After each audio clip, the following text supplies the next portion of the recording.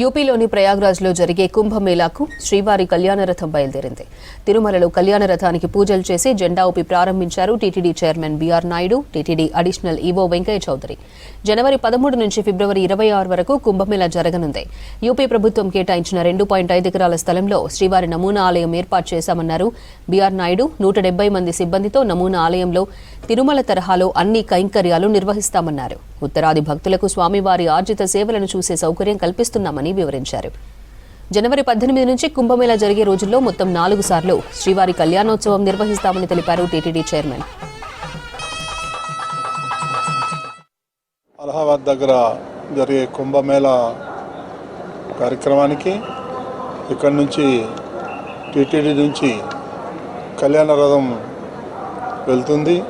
అక్కడ జరిగే కార్యక్రమాల్లో నిత్యం జరిగే పూజల్లో పాల్గొనడానికి కూడా మన టీటీడీ సిబ్బంది సుమారు 150-170 మంది అక్కడికి వెళ్ళి రాత్రింబవళ్ళు అక్కడ కార్యక్రమాల్లో పాల్గొంటున్నారు. ఈ భక్తుల యొక్క కళ్యాణోత్సవాల్లో 4 రోజులు జరుగుతుంది. జనవరి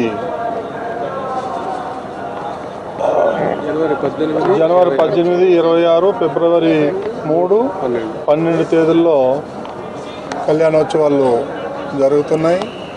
దీనికి భక్తులందరూ పెద్ద సంఖ్యలో వస్తారని చెప్పి ఆశిస్తున్నాం.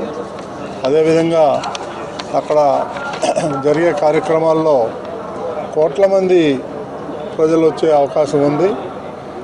కాబట్టి ఇది దిగ్విజయంగా జరుగుతుంది, మాకు పూర్తి నమ్మకం ఉంది. బహుశా 2 రోజుల్లో అలహాబాద్ చేరుకుంటుంది.